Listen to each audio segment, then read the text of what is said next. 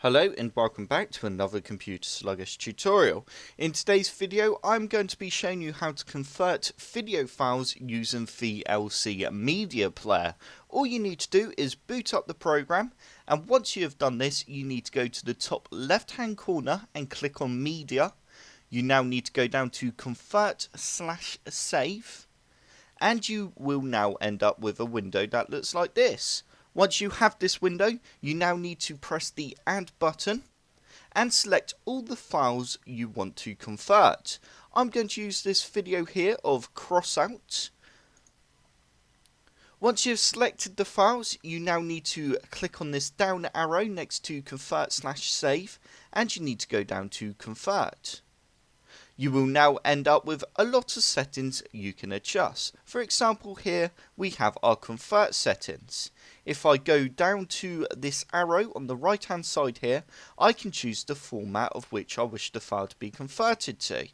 But a lot of people do stick with the MP4 file format because that is the best and the highest quality. If we go across to the little tool settings here, we have a lot more options.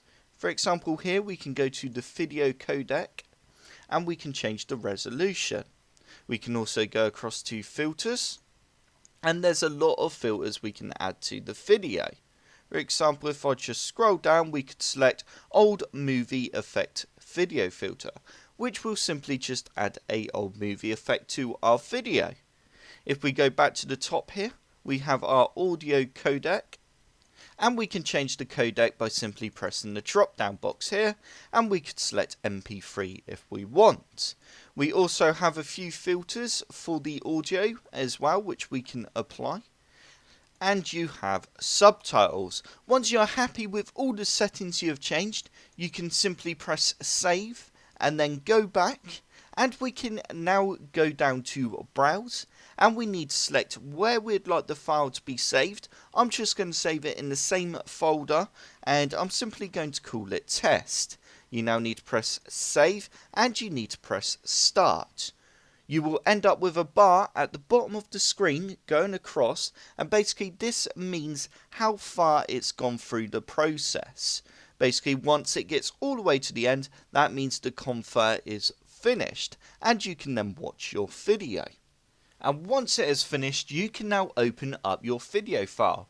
But I just want to show you something before I do that. The best thing about converting your video file, if you do it right that is, for example here I have my test file, which is the one that I converted, is 172 meg.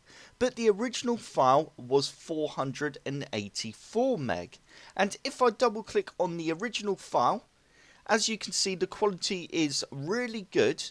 But if I now close that down and click on the test file, the quality is the same. You cannot tell any difference in the quality, just the file size is different, which is what we want. We want to save space on our hard drive. I hope this tutorial helped. If it did, hit the like button below and subscribe for more computer sluggish tutorials.